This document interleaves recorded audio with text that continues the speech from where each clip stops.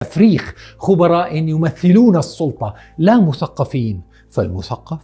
يحمل التزاما أخلاقيا تجاه القيم والمثل العليا، والأستاذ الجامعي الذي يسعى لجعل الطلبة علماء مثقفين بيقولوا له باي باي،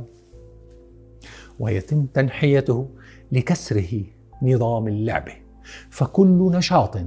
في الفضاء العام، سياسة أو إعلام أو تجارة، صار أقرب للعبة يلعبها الجميع،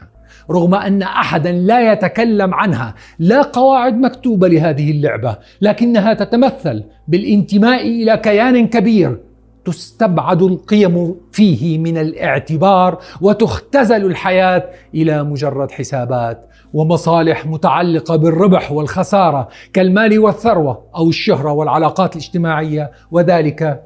إلى أن يصاب المجتمع بالفساد، فيفقد الناس تدريجيا اهتمامهم بالشأن العام.